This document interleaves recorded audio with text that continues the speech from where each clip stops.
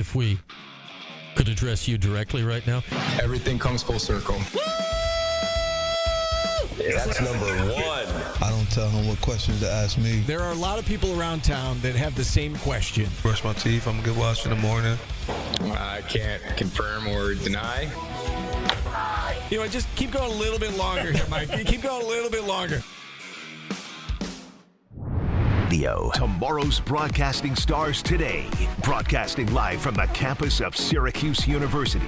This is Newhouse Afternoon. QSportsTalk.com, ESPN Radio 97.7. Welcome to Newhouse Afternoon. Josh Rajnov alongside Jacob Kay and Dan Papillo. Lots to talk about, starting with breaking news that literally just happened in the world of men's basketball. In the world of NIL, everything's always happening. Naheem McLeod just entered the transfer portal. It's been a wild weekend. Lots of news in between, Syracuse football, Syracuse basketball. There's just lots going on always. It just feels like NIL doesn't stop us from, having stuff to talk about. Not even a hello, Josh? We're going to jump right into the breaking news right here? Into it. There's breaking news. It's got to break. I guess it does, right? So Naheem McLeod entering the transfer portal for Syracuse men's basketball today, and that is kind of surprising, honestly, in my opinion. I'm a little surprised. Jacob, welcome to the... Yeah, how's it going? Welcome to the program. All right. It is what it is. It's the portal. It's the deep, dark portal of disasters. It's the portal. It's the putrid portal. It's the portal that just everyone goes down, and you don't know if they'll ever come out. It's like what's the name? Black Cloud. Oh, there we go. Cloud. I see what you did there for Naheem McLeod. I'm always a step ahead. Yeah, I guess so. Don't you worry. Just this team, I'm just confused. I mean, you're not losing too much with Naheem McLeod. Obviously, he wasn't, a huge piece down the stretch for Syracuse, but you're losing size, you're losing, rebounding, you're losing, just a 7'4" body down low, and it just feels like it's just like the roster construction. Dan and I were kind of playing, not a little bit of a game, but we were trying to figure out what the rotation. We can play that game maybe a little bit later on this block, but just the roster construction right now is a little bit confusing, I'd say, for Syracuse men's basketball. Yeah, I think it's hitting a point where Syracuse basketball certainly has a direction, and they're trying to, I've kind of talked about this on the last show that we had, where Syracuse is trying to get more athletic. I think that's the biggest thing that we've seen with some of these portal pickups. Guys like William Kyle, guys like Ibrahim Soare, very athletic for their positions at 6'9", play both the 4 and the 5. So they kind of want to move away from what they had last season. They weren't able to run that transition that Adrian Autry likes to play with guys like Eddie Lampkin in there. So now with Naheem McLeod out of the way as well, you have more room for athleticism, more room for maybe some faster play on the court. I think the thing that one thing that I am concerned about, but I do agree with that because I think this team will move faster now. It definitely seems like it'll move at a more quick pace, and that's like just the way that basketball in general is moving. But specifically college basketball, you have to be able to play fast. But Syracuse is losing 3 guys over 6'10", and Eddie Lampkin, Jair Davis, and Naheem McLeod. They're losing those 3 guys now who are over 6'10". Obviously, Eddie Lampkin is 7-footer, Naheem or 6'11", Naheem McLeod 7'4". So you're losing a lot of size, and you haven't picked up anyone over 6'10".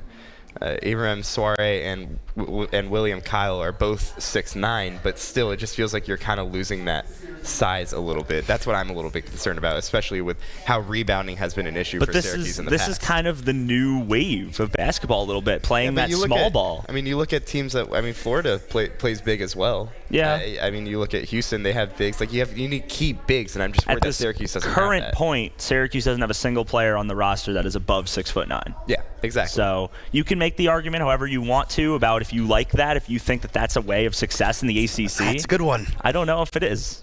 No, that's good. The 6'9".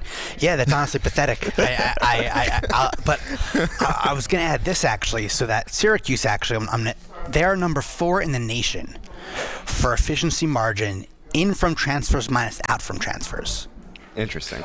So that's a little something there. So I guess you could say the Syracuse is getting the most. I don't really know how to interpret it. It's a weird thing to interpret, I would say, but basically, what's coming in should be very helpful. So they're getting more efficient, is what you're saying? Yes, I guess in terms of getting better, they're the 4th best team. They're the 4th most getting better. Faster, they're just the 4th. I mean, I read the definition for efficiency margin in from transfers minus out from transfers. So I mean, There you go. I was doing a little, calculating myself before this, and Syracuse has 9 departures on this roster. 6 of them transfers, 3 of them due to eligibility or draft.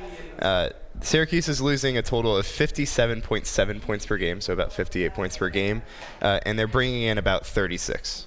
So you're at least from transfers. Now, obviously, there's a few freshmen coming in, Sadiq White, Kyan Anthony, all these guys, and you hope that they can also, bridge that margin a little bit. But right now, I'm looking at the roster, and we can play this game. Like, what does the current rotation look like? I don't like this aggregate game that you're playing here. You don't like the aggregate? I think you can't really say that, especially when some of these guys like William Kyle and Ibrahim Suarez were playing like 3-4 minutes a game. Yeah, that's true, and they're gonna make big impacts. But like, do you see those guys starting? Like, where do you see those guys coming in on the rotation in this team? Like, Well, if you're gonna give a starting 5 right now, if I were to give a starting 5, so I'm personally in belief that Kyan and Sadiq should come off the bench to start the season. I know that's kind of an unpopular opinion, but if it were me right now, my opening night lineup, I'm going Nathan George at the 1, J.J. Starling at the 2, a little bit more natural for him. I'm putting Nate Kings at the 3 for that 3-and-D kind of player. Sure. Then I'm putting Donnie Freeman at the 4 because it seems like they're going to play a little bit smaller. And I'm putting one of Kyle or Suarez at the 5. That's how I would currently construct it. yeah, I think I have the same thing. It's just that I have Kyan starting, maybe,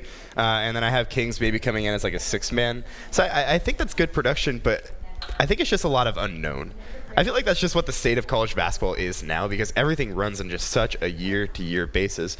I mean, you have 9 guys leaving for a 15-person roster, 15-player roster. That's tough to fill every year in, year out, but that's just what the state of college basketball is right now. Yeah, well said. There's a lack of, I guess, transfer portal tracking. There's not like a database you could really track everything. It's kind of hard to you could see who's it's just hard to really know what's going on too, which only makes it more difficult because you have no grasp of there's not much it's just the whole communication, the whole thing is just a cloud of a mess. You also got to realize this too. It's April 21st. Yeah, we still have plenty of time, plenty of a whole summer ahead for them to figure this stuff out. There's 11 guys on the roster right now, if I counted correctly. I'm pretty sure I did. Yeah, 11. You still got some room there to add some more players. You have, a little bit more time during the spring transfer portal season. I just think that the rotation, I'm curious what Autry sends out there and just the style of play. Was this maybe a year where just Adrian Autry was not necessarily forced, but because of the players that he was dealt with, couldn't play a style of play that he wanted to. Maybe that's why the offensive production wasn't there that we wanted to see. Maybe that's why they're the defensive production. I'm curious what he does with this roster. It's a young roster, and it's a fairly new roster, and I think that was kind of one of the knocks on this past year's roster. It's just it was too new to get any chemistry going. They kind of got going a little bit later. How can Syracuse really be ready for game 1 if the roster is just this new? This is also Alex Klein's first summer as GM of the team. They're actually finally putting their foot down. The Autry regime is kind of finally getting its start.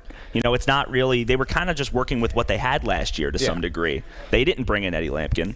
The team did, the organization did, you know what I mean, kind of thing. So I think this is really the make or break year for Adrian Autry. We've said it all the time. Everybody's been saying it. But this is their first stamp. This is Alex Klein's first stamp. And I think they've done a pretty good job at bringing in guys. What do you think? Is the meter of success is it just making the tournament? Or do you think it's farther than that? No, at this point, it's making the tournament. It just has to be. The tournament. You bring in, I kind of like the move. You bring in Nate George, Nate Kings, both averaging about 12 points per game, and that takes a little bit of pressure off of J.J. Starling and Donnie Freeman to be the main focal points. So I do think there are good moves being made, and I think Syracuse is definitely making an effort. I think the biggest thing that I'm concerned about is size. But size is sometimes hard to come by in college basketball. Plus, again, you are right. There is still some time. But the roster construction is just looking just interesting right now, I'll say. Well, it comes down to one thing in basketball, college basketball. Defensive rebounding and three-point shots. In the tournament, the teams that had a positive net, more defensive rebounds than their opponent, basically it's an instant win. So if they can't defensive rebound, and they're going to lose next year. It doesn't matter what. It doesn't matter. That was whatever happens in year 1 of Adrian Autry, right? Last year. I think that's going to be the sacrifice that's made. When you try to get more athletic and you play more small ball, you're going to sacrifice a defensive rebound or two. So sure, if that's really the metric that you think determines a team's success, which is pretty fair. I mean, I'm pretty sure it is because everybody says the rebounding battle is huge. It's all about stacking possessions. Yeah, possession time is going to be at an all-time high. And Syracuse is trying to stack possessions, I think, with pace now. Yes. I think that's the way that this roster is being built, is how many possessions can you stack by the fast breaks that you're going to create, the pace that you're going to play with. Can you get shots going early in the shot clock?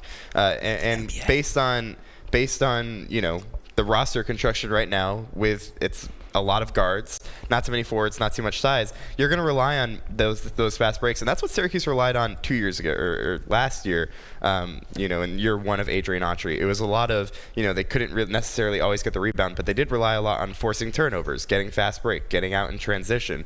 I can imagine you see a lot of that with next year's team as well, but I do think that there is a missing piece, and that is size. And I think that's why Naheem leaving hurts the most.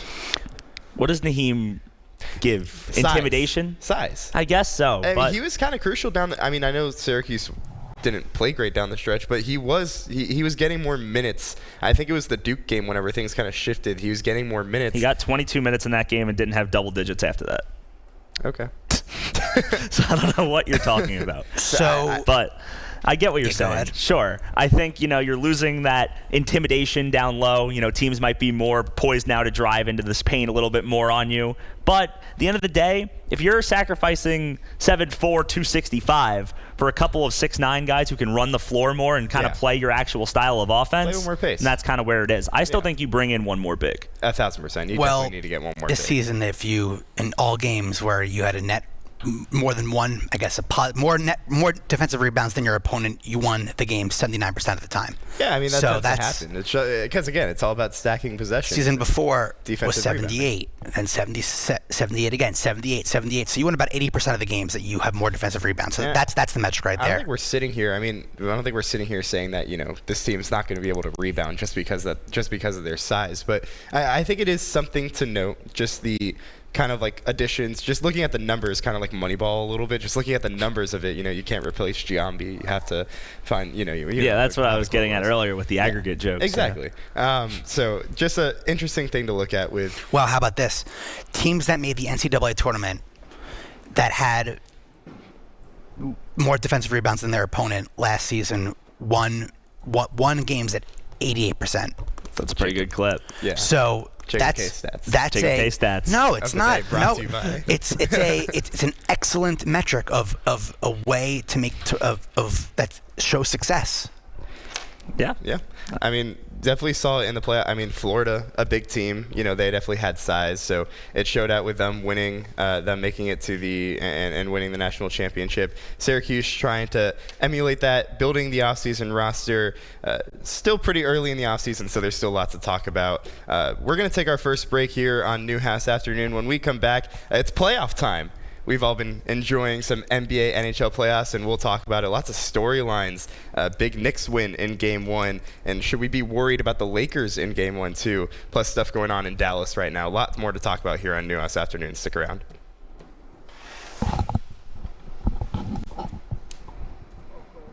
Yeah, I don't know what that first intro was. You missed the WrestleMania plug on the rundown. Come on now. I'm not plugging WrestleMania. Yes, we are. I saw some of what he. That's what I'm scrolling. I gotta watch it all after.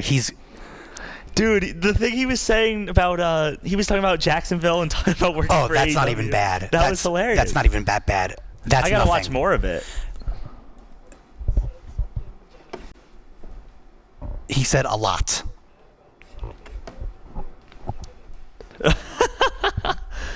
Is this WrestleMania stuff? Yeah. Okay. When you said Heyman, I thought you meant they got John Heyman at.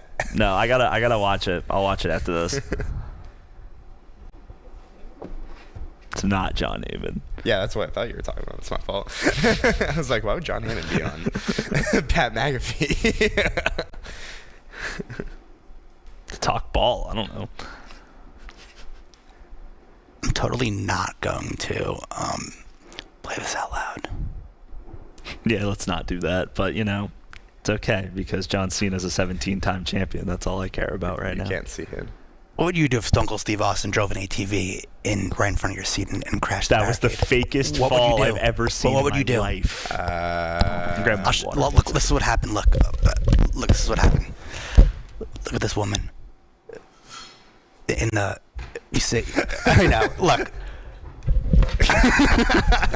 Bro, that is such a dive. But look, you saw before he actually missed the stage. Look at this. Before he was coming out, he missed the watch.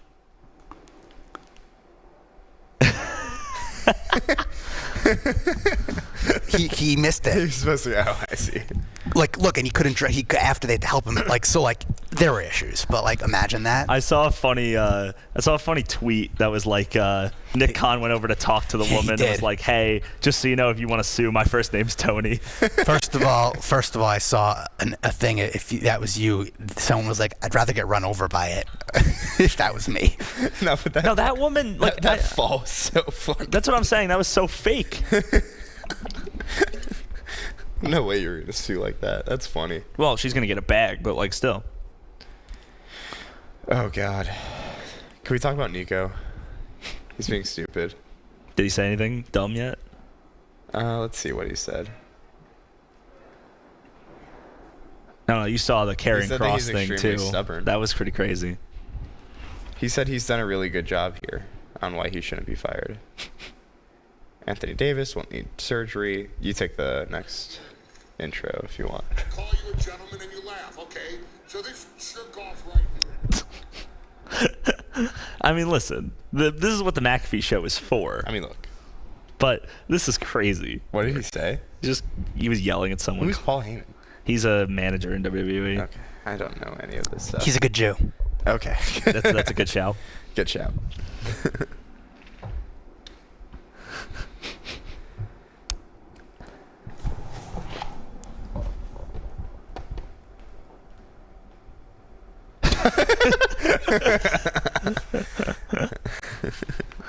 Listen, shout out. Wait, I heard Nico said something stupid. We got a comment that said WrestleMania isn't a sport. Fight me. I mean, it's not a sport. It's sports entertainment. It's not a We've sport, been over it's this. Sports entertainment. Man, be quiet. I don't need to watch a TV show for a sport. If you have to script sports, then it sucks. No one ever said it was a sport. It's a sports entertainment. It has its own little thing, its own niche. Sports entertainment, its own niche. Have you seen Mighty Ducks? I actually haven't. I need to. I have seen The Sandlot. That doesn't count. It's a movie. You go to watch a play. You love Hamilton. Tristan McKenzie has been DFA'd. But it's live sport. It's live sports entertainment. You know, like doesn't feel the same. I don't know. You're just no fun. You got it. All right. No, definitely not. I have not. Future outcome. Watch your favorite ESPN Syracuse sports talk shows on QSportsTalk.com. Tomorrow's broadcasting stars today. Broadcasting live from the campus of Syracuse University. This is Newhouse Afternoon. That's right. Newhouse Afternoon. Dan Papillo, Jacob K., Josh Radjanov here on QSportsTalk.com and ESPN 97.7. This hour of Newhouse Afternoon is powered by Drivers Village Cicero. Go to dvoffers.com for more information. Guys, I feel like we didn't address this in the beginning of the block. This is kind of important stuff. This is Jacob K's last show with us. This is Jacob K's last show. Yeah, it is what it is. Time moves on. Come on, we want to at least give you your flowers here. Yeah, this is your send off. This is your retirement tour, like John Cena. Yeah, things. It just. I don't think much of it. Well, we're happy for you, Jacob. I don't see much of it. I just wanted to get that out there. Just wanted to make the audience aware because you deserve your flowers a little bit. But let's dive into. We talked a little bit of Syracuse in the first block. Let's dive into the more professional world. Playoffs kicked off for both the NBA and the NHL. A lot going on, especially with our Knickerbockers. A lot of fun there, Jacob. Pistons are dead. Yeah, they are dead. DEAD. What was it? It was in my class before. I told someone that, and he gave me the Pistons fan. He's like, I hate Jalen Brunson. He's given me all complaining. Let's actually look at the referee report for tonight. It's one see game. if it's up yet. It's okay. So our referees for tonight. So the Knicks actually in their game notes post like the referee report. That's cool. So we have Josh Tiven, who's the crew chief. Never heard of him. The Knicks are 13-5 in the past 3 years when he plays. We have Curtis Blair. They're 6-5. And Ray Acosta, they're 6-11. So there's no Scott Foster, which is a good sign because we all know what he does. But I will say he's the dribbling violations. What you can watch for those tonight, offensive fouls. These guys, these. So, anyways, the basketball. Yeah. So the basketball, But it turned into a ref show. It's not going to turn. By the way, I watched the game a couple of days ago on mute. Couldn't recommend it more. Really? Yeah. Who was on the call? Was it Breen and crew? Well, Breen was on for MSG. No, Breen was on ESPN. Oh, he was. Fan of Mike Breen. The others. Let's talk about the game. But you want to talk about the MSG crowd? Why would you mute it? I was watching WrestleMania as well, so I couldn't actually watch. You know what? But it was sort of for me at 2-1 because I had the game on mute, so I didn't need to hear any anti-Knicks bias. So I was able to. I was the winner. Basically. All right. Yeah. Basketball. Yep. What was it? A 21-0 run. Yeah. In the fourth quarter. I mean, they won the fourth quarter. The Knicks won the fourth quarter 40-21. I think this is probably the most intriguing series of the East. And contrary to what seems like you guys believe, I see this series going deep, and I still think the Pistons can win it. It's game one for a team that hasn't made the playoffs in however many years. Very young team, not a lot of playoff experience on this Piston team. Cade Cunningham didn't have the best of games, 21 points, 8 of 21 shooting. I think that might go. I think that'll change. I think the Pistons will be ready in game two. I think this could be a very, very evenly matched series. I thought that it took New York a lot to win game one. Obviously, it took that 21-0 run. If I'm New York, I'm happy with game one. You need to pick up that first win. But I'm a little concerned going forward. So here's my thing with that, right? You look at the Pistons, and you knew that Cade Cunningham was going to get his. He had 21 points. Not his best game, but solid, right? The conversation has been the supporting cast. Who's going to support Cade Cunningham? And in a game where Tim Hardaway gives you 19, Tobias Harris gives you 25, and Malik Beasley gives you 20 off the bench, you got to win that game. Yeah, you do have to win that game. But I think ultimately that also comes down to Cade Cunningham not playing well. I mean, if you're going to be the number one guy, you have to shoot better than – if you're going to take 21 shots, you have to make at least 50% of them. I don't hate that. I don't disagree. I think that Cade needs to shoot a little bit better. 21 points, again, like what you said, is not bad. But I think I see what you say, and I flip that. And those guys are – playing pretty good basketball at the moment. I mean, Tobias Harris and Tim Hardaway Jr. are seasoned pros. By the way, Tobias Harris is from my 10. Yeah, really? He is. Long Island boy. No, you may continue. I'm just saying, those guys they're seasoned pros. They know how to play in the playoffs. They've done it before. And the Knicks, I mean, it was a solid game overall. I'm just saying you shouldn't have to rely on that 21-0 run to close out a game, because that was a lot closer than I think what the scoreboard will tell you, just because of how big that run was. I still think the Knicks win this series, but I could very much see the Pistons putting up a good fight, just because of the experience that they do have around those young guys. I do not think the Pistons stand a chance. I think they are. You can't allow the massive run that the Knicks had. Yeah, I agree. You are not a winning. You just can't win those games if that's what you're going to allow. I mean, they didn't score points for 5 minutes. Yeah, something like that. That's not yet. You can't go on dry spells like that. No, for 2 minutes, sure, but 5 minutes. You can't overreact to one game. It's the biggest thing of every game, though. You just can't overreact. Yeah, but that's a really tough first impression to make. For 5 minutes. That's not just going 0 for 7 from the free throw line, or 0 for 9 from 3. You're going 300 seconds without scoring. Yeah. Yeah, that's a long time, especially in a game where you were up by so much and you were kind of controlling the game, especially in the first half. I was worried as a Knicks fan, 100%. Yeah. Game 2 tonight, 7:30. Predictions? I think the Knicks win this one. The Knicks scored 40 points in the fourth quarter. Yeah. Yeah. As noted earlier. I'm reading the game notes. A 21-0. These I will not print. I just don't have confidence in the Pistons to win a game at the Garden. That's kind of my current. That's my current thought process. The fan base there seemed. I'll be very intrigued to see where things go once this series goes over to Detroit. Detroit will be ready. Speaking of Knicks fans, did you see the clips on 7th Avenue after the game on Game 1? Of course I did. Hilarious. Yeah, always hilarious. Always there was awesome. the guy who was blasting Mo Bamba on the speaker, and the cop took it away. I saw that was just. Give me the Pistons tonight. All right. I think the Pistons even up the series tonight and make this thing a little bit interesting. I think Cade Cunningham has a big game tonight. I don't hate it. Don't hate the take? No shot. No shot? I mean, first of all, I hate to be a Knicks fan here and admit this, but it's true. I mean, we're all going to agree here. We better all agree. The NBA wants the Knicks to win. This series, yeah, sure. So it's better. When the Knicks are good, it's great for basketball. It is. Detroit, who really cares? The people of Detroit would be very upset with you right now. Call the show. Let's have a chat. I don't really care. There's got to be some Detroit fans out there. Maybe that guy from your class will call in, the one that you just said he was giving you a mean face. So I don't. The Pistons. They don't scare you? No. The Pistons. They are a weak team. A weak team. Well, we can shift gears a little bit because I feel like the East overall. I think the other series are just kind of meh. I think the East is very weak. The East is very weak. I think it's the Knicks, the Cavs, and the Celtics as the top three, and then you move forward off of that. I think those guys. I think the rest of it is just kind of a little bit boring. Maybe in the West, Lakers Timberwolves should be an intriguing game too tonight. The Timberwolves took care of business.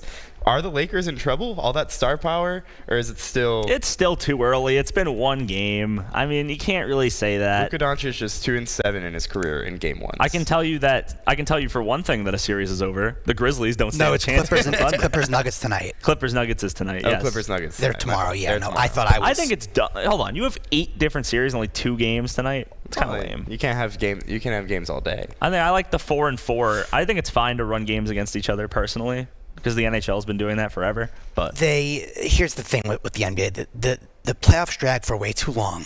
Yeah. By June, if your team's not in it, nobody cares. Well, yeah, I was gonna say you care. They'll shove it down your throat, the networks. But if it's in June, the baseball and the NFL, the playoffs are a month. It's so fun to watch.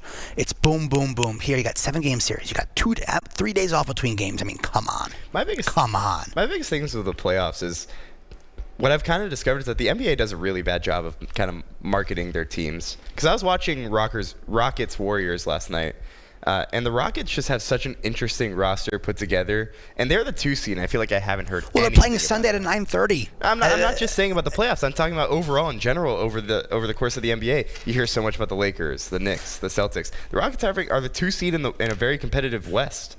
And have a very you don't hear much about them. Now the Warriors ended up winning that game, but you can take that. You can also say about the Thunder. They didn't get marketed enough. I've talked to so many people, and not a single person has told me that the Rockets are going to win that series. I don't think the Rockets are winning that series. I don't think a single person has said that the Rockets. Just saying, the Rockets have. Charles Barkley said that. The 2-seeded Rockets.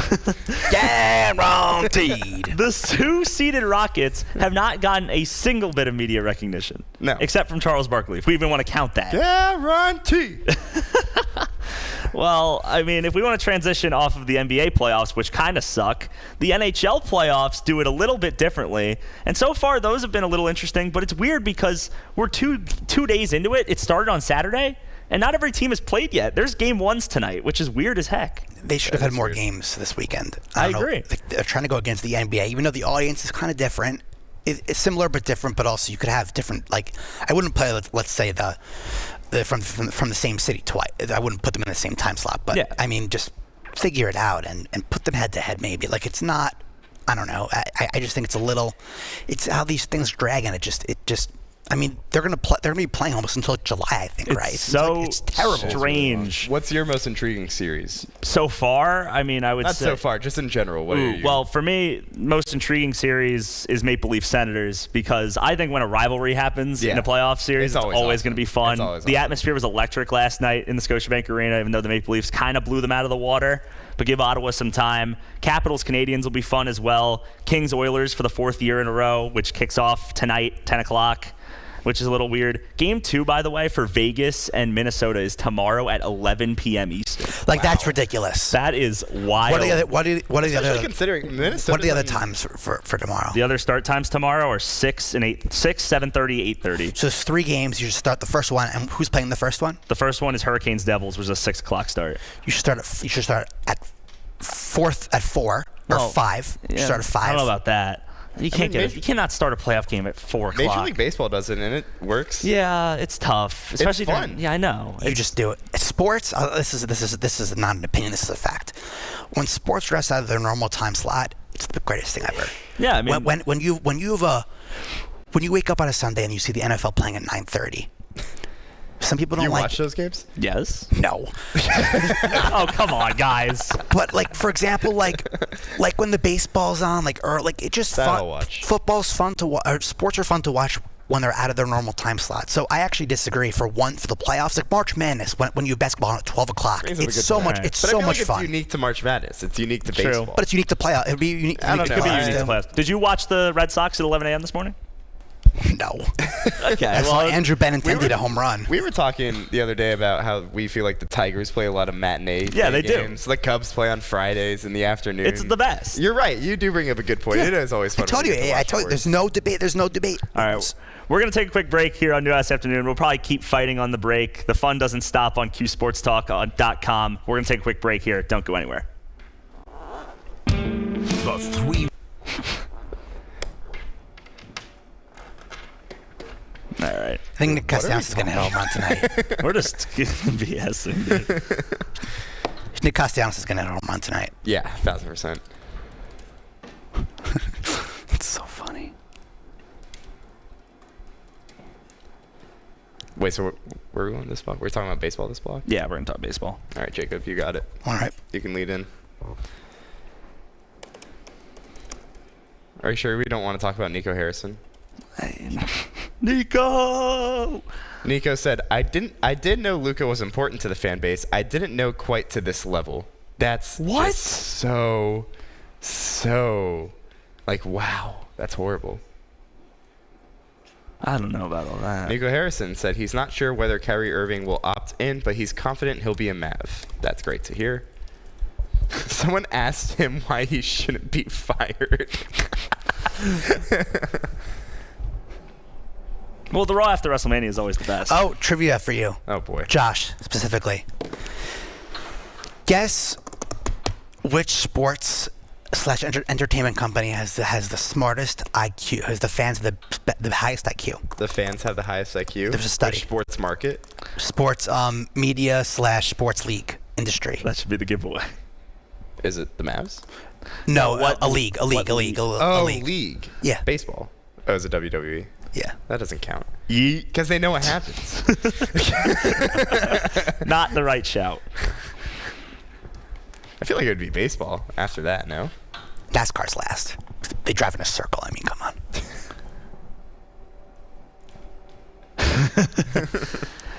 Shout out Mike the Magician. FanDuel briefly turned off Castellanos props this morning. It was at 575. That's DraftKings had it much lower. Is it still up? Let me look. I mean, they're Whoever- playing the Mets, so it's free. Whoever said WrestleMania isn't yeah, a sport, come on, fight you me. gotta do I it. agree with you. I stand by that take. It's not. No one's saying it's a sport, dude. We're just saying it's. It's down to 360. It's down to 360. 360. I got it at 475. What's it on at FanDuel? Oh, interesting. Should I just Jordan. use my bonus bet on it? Yeah. You have to. I saw Pete Alonso's good numbers against Nola, too. Yeah, he does. But Nola usually owns us. Yeah, well, the Mets are bound to lose sometime soon. Hey, they keep rolling, baby. Acuna and Beatty are turning the corner. Beatty's finally figured out how to not hit the ball into the ground. Go Mets, baby. Go Mets. Of course. Castellanos is plus 500 on FanDuel. So the FanDuel's not, like, wavering, but By the way, DraftKings is. the Yankee fan narrative about Soto not celebrating a walk-off is I didn't pay ridiculous. attention to that. I don't Stupid. care. So stupid. The Yankee fan narratives in general about Juan Soto has just been so annoying. He spent one season with y'all. I don't think he really liked it that much. He would have stayed. Did you guys see what my tweet that got, like, covered by, like, I forgot the whoever covered it, but they like misled it so much. So there was a judge picture. Let me show you my Twitter here. I saw the post when it came out. I think I know what you're talking about. Yeah. So let me find it here. Didn't you send it to me? Hold on. I may have. Okay. So it was this. Yeah, this. So I said this. I sent that to you? No, Oh. Jacob did. So I said judge liked whatever. But there's a catch. So you see 25.6 thousand likes. So there was, who sent this to me? Who sent this to me? I'm trying to find that it was misleading. Let me find. Okay, so it was posted by this guy, by Whistle Sports, with the tweet, with Juan Soto liking it, which makes it seem like Juan Soto liked the post of Judge, which is just not true.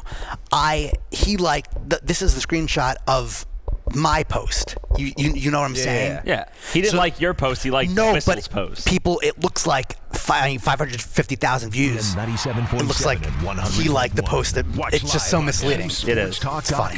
You can take this. All right. Tomorrow's broadcasting stars today. Broadcasting live from the campus of Syracuse University. This is Newhouse Afternoon.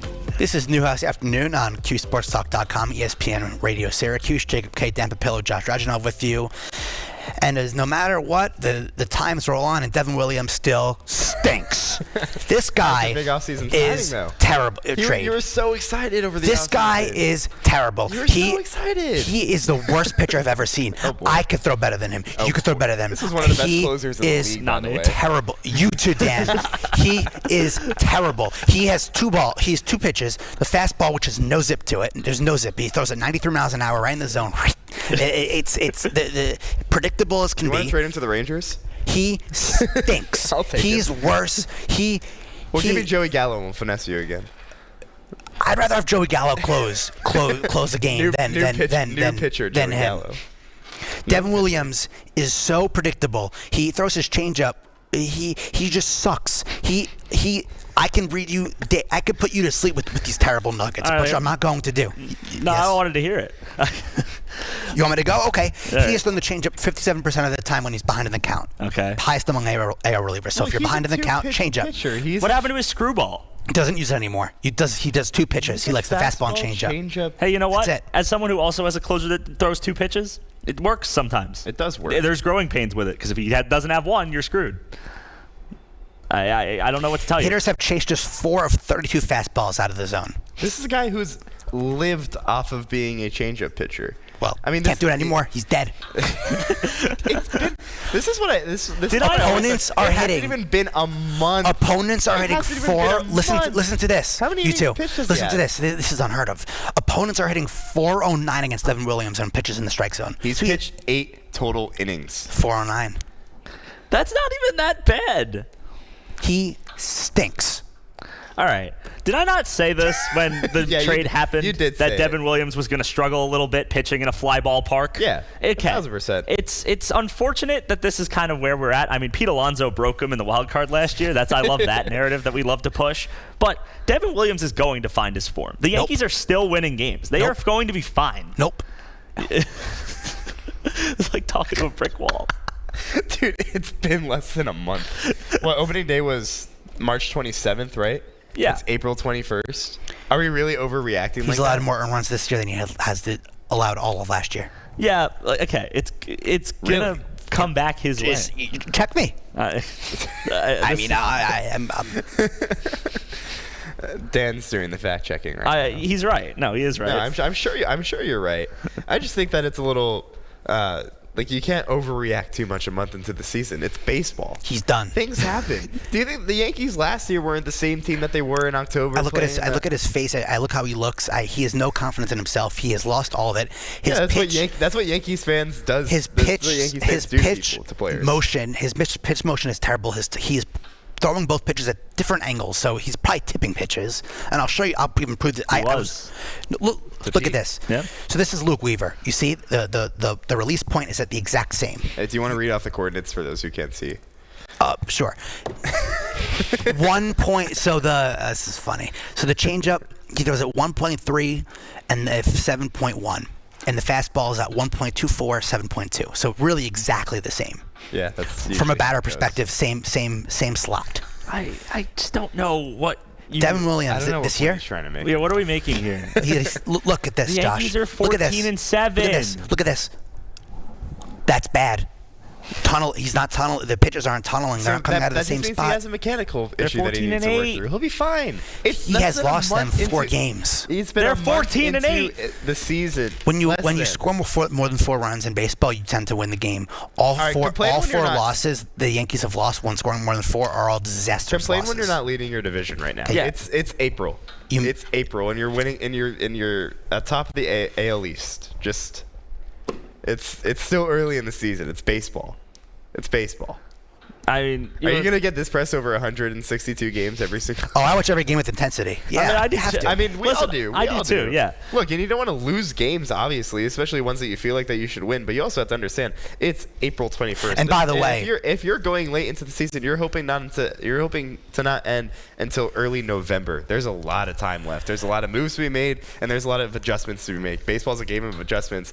That one mechanical issue that you spotted, I'm sure will be fixed. Listen, Devin Williams is a good pitcher. He's had a great career. Am I sitting here complaining about Soto's performance so far? He hasn't been great. It's not worth $765 million, but I know that he's going to be fine. I know that the season's long enough that he's going to turn it around. I mean, the Rangers, same thing. I mean, I'm a Rangers fan, and you have to feel that to some degree. By the way, did you see what happened yesterday? Oh boy.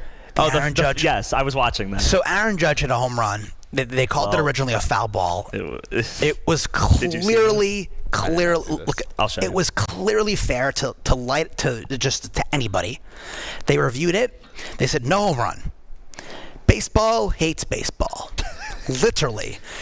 And I'm not complaining. And you can come out and say, oh, you're just a Yankee fan complaining. I mean, they won the game. I wouldn't really cared. The ball was clearly fair. It was clearly and they fair. called it foul? Yes. Well, you know what happens is this is the perks of playing in a minor league ballpark. We have no camera angles down the line. We can't see anything. But we have that camera angle. It's clear. It's just clearly fair. And I mean, even Max Fried, the no-hitter, which probably would have been a hit, whatever. Yeah, the official scorekeeper reviewed it 15 minutes later. Yeah, I don't care anything about I don't care if you had a no-hitter or not. To do that, those are two examples of ruining. And the no-hitter wouldn't have happened. Whatever.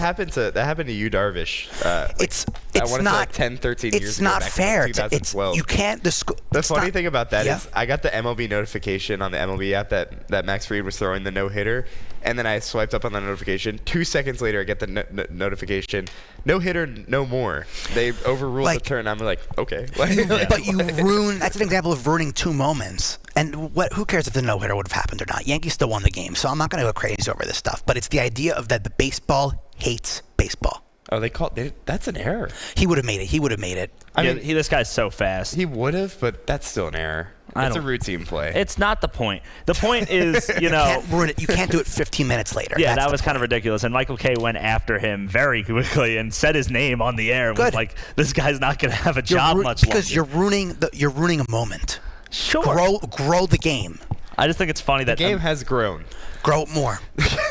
I find it hilarious though that immediately after that, after Michael Kay grilled the scorekeeper, he gave up a single, so it wouldn't have mattered. Yeah, whatever. But it's just an example. It's the moment. I'm not really whatever. It's just the idea that you can't ruin the game. It's just ruining moments. Yeah, I guess that's fair. I don't really know. I mean, there's a lot of other things that we can talk about with baseball right now. I mean, you want to talk about the Mets, you can talk about their start. What are your thoughts, honestly, on the Soto stuff? Because I know Yankee fans are Yankee fans, and they love to complain. But Juan Soto is not playing that bad a baseball. I mean, his OPS is still great. I think the home run, the power's not as there, which I don't think is a huge deal. Pete Alonso is playing very well. Who knows if that's because of Soto or not? It very well could be because of Soto. Mm-hmm. We don't know. He's still a presence in the lineup. Pitchers are pitching him differently, of course. That was a known thing. And his batting average might not be what it was. It might not be what it was with the Yankees ever again, but he's still going to have an impact. He's still Juan Soto. I mean, no one's throwing a meatball down the middle of the plate. He's going to send the ball to the moon. Yeah, who cares? I'm very much in the I care about batting average to an extent. Sure. I feel like that's where I'm at right now. He's batting .256. That's not bad. He's getting on base at a .385 clip. Yeah, he's walking a lot. Which is pretty good, but that's about 35 points below his career average. So, if for Juan Soto's perspective, like a .385 on base. What was it last year? What was it last year? Scroll down, yeah. My worry with Juan Soto right now, while you look for that, is he's topping everything. He's not really driving the ball like we were used to seeing. You know, he's always been kind of a line drive hitter. There has been a lot of ground balls. He's hitting ground ball singles. He's ripping them up the middle. I mean, his timing's off mechanically. Like maybe he just needs like a small switch. It's less than I've heard from some experts that I feel like you can't really judge a hitter until he has about 200 at bats in a season. He's had 96 plate appearances so far. Only 78 at bats. So give it time. The Like, that's official, what I'll say. I'll give you this little nugget. The official stats, like on Baseball Reference, and like if you want to see like a matchup preview, they don't show the 2025 stats until May 1st. Yeah. So it's a weird point of the season because you have a couple weeks, so it's like you have to acknowledge what's happening. Unless it's Devin Williams. Oh no, he's done. I've seen enough. What about Judge? Is Judge done? Is he going to maintain this? Oh no, he's been fantastic. Is he going to maintain this? Has to show up in the playoffs though. Yeah, I agree. I don't really care. He's great. They're winning matters. because of him, but you got to show up in October. Have to show up when it counts. It's weird. It really is. I think baseball's in a weird Goldschmidt point. though. Yeah, what a signing he's been. So good. Yeah, it's crazy to see. I mean, there's so many things that you could go in on talking about this because in this world of baseball, especially now with analytics and stuff like that, you can find something to complain about all the time. The Met fans, Especially if you're Jake. complaining about Soto. I'm not complaining. Our good pal Frank the Tank loves to complain. I don't complain. Wait, you're not complaining? Huh? Hold on, we need to take a second. What did you He's just say? not complaining. He's talking about how the season's over because Devin Williams has blown 4 games, and the Yankees are still sitting up atop of the AL East. But he's not complaining. No, I'm not complaining. No. Then what are you doing? Telling you my opinion. Okay, sure. Oh, God. They better win tonight. I watch every game with intent. By the way, our Yankees on Deck Bet, which is the Yankees pregame show on the radio, on this radio station, we have won 5 in a row. We're hitting. Well, after starting off 0-4. This guy has texted me to take a Brandon Lowe home run every day this week. Has it hit? It has not hit. No, it has not hit. He always kills the Yankees. Okay, let's take a quick break here on ESPN Radio Syracuse. Coming up, we'll finish the conversation on some baseball stuff, and we'll talk about what's on tap for tonight. The party continues on the Twitch channel and the Twitch chat on ESPN Radio Syracuse, StreetSportsTalk.com. Hey, this is former Syracuse basketball.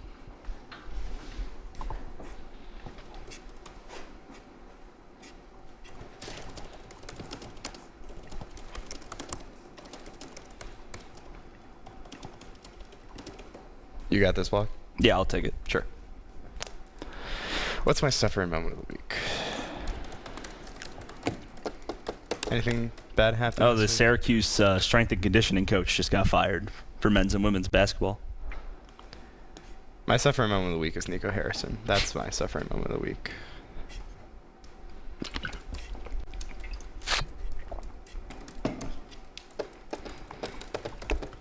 Why is he still my GM? Has he been fired yet? My reputation is shining sharp guns to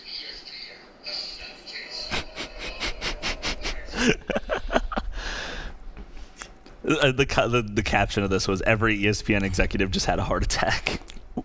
Was that Jimmy Traina's poster or Marchand? It was Jimmy Traina. Yeah.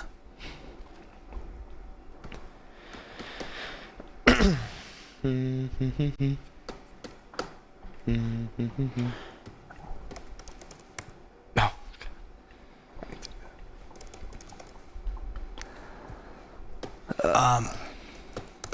What was I gonna say? Guys, I can't believe it's our last show. I have a quick complaint here. Uh-oh. A little stats complaint here. I hate the idea that people are saying the Knicks are like 0 and whatever against the top 3 teams in the NBA. Yeah. And I'll tell you why. The top, and this doesn't really matter for right now, but the top 3 teams changes every day. And this season maybe not as much, but like to say you're like 0 and whatever, well, your record against the top team when you played them, what they are today, like I hate that stat because it does. What's that like?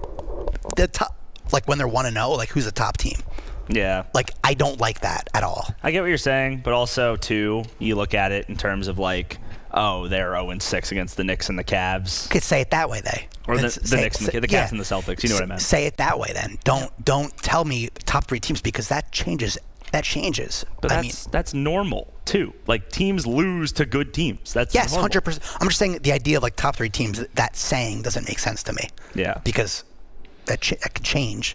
Like in baseball, the Yankees, let's say the Mets or whoever are 3-0 against the best team in MLB. Okay, who's the best? Changes every day. I mean, are they still the Dodgers? I don't even know. They've been losing a bunch. I just think that it's everything in baseball is just right now, like everything's just kind of like being figured. It's just objectively too early to tell.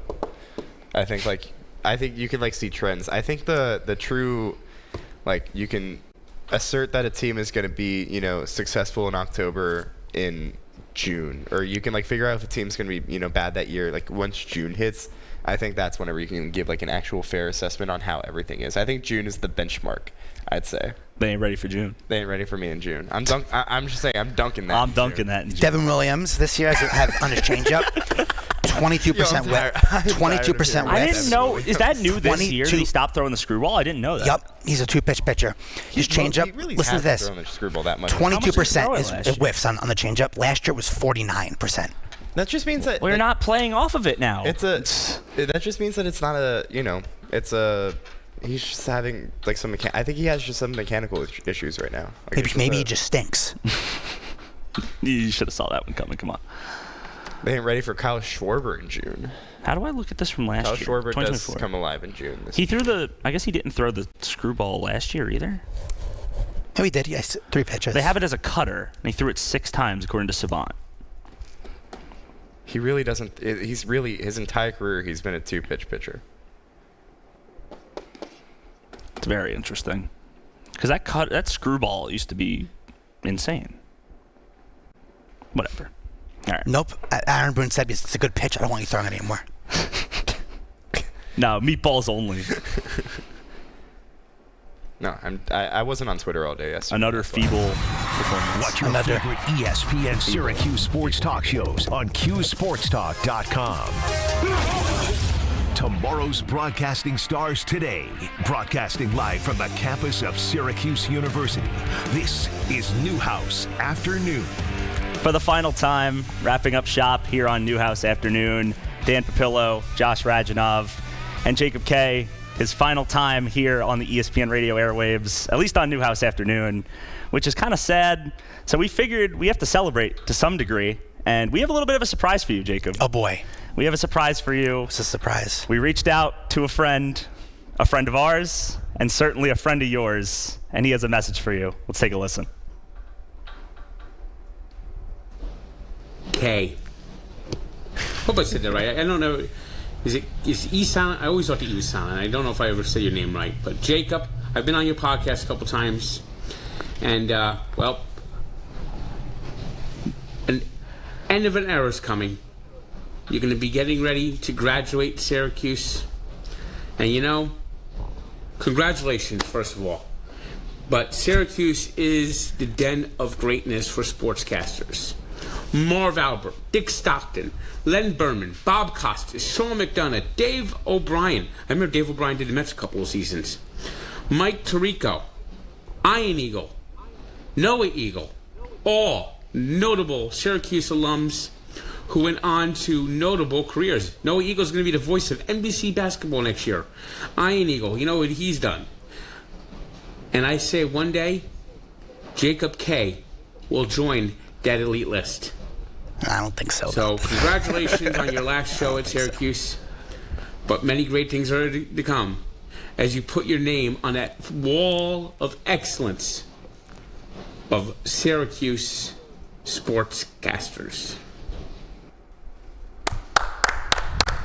Thank you, guys. I don't belong on the wall of excellence. I'm nowhere near excellent. I am. But Jacob, you've been a great host for us. You know, we came into this on Newhouse Afternoon, and we both did not know anything of what we were doing. We didn't know what we were doing, and we were put with a veteran of the game, a guy who loves his Yankees, loves everything. Loves his Yankees too much. Loves his Yankees too much, but we've produced some great radio over the past 2 semesters, and we can't thank you enough for everything that you've done for us, and we can't wait to see what you do in the future. So thank you, fellas. Jacob. Appreciate it. It's been a great year to work with you, and it's been incredible. And I'm glad that Frank, you know, a good friend of yours. Fleming.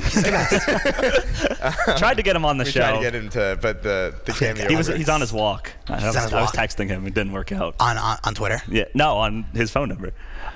He gave it to you? Yeah, but anyway, let's get out of this show. Let's get out of this. Let's finish this the right way, the way that we've done all year round, and that's with the Sufferin' Moment of the Week. For those of you that don't know, me and Josh have a podcast called Sufferin' Sports, where we talk about sports and how we suffer. So we're Suffering Moment of the Weeks are always for, you know, those things, those moments in sports that make you feel like, why do I even watch this anymore? And Josh, I'll let you go first. Yeah. Well, first off, I want to echo everything that was said earlier. Jacob, Not only, has it been fun working with you this past year, but truly a great friend. Super excited to see everything that you do in the future. My suffering moment of the week, you complain about your Yankees a lot. I'm going to complain about the Mavs just one more time on these airwaves. Nico Harrison, you have put me through so much pain. He's getting grilled right now by Dallas media in a press conference. Said that he didn't know how important Luka was to the Mavericks fan base. That's my suffer moment of the week. I'm suffering.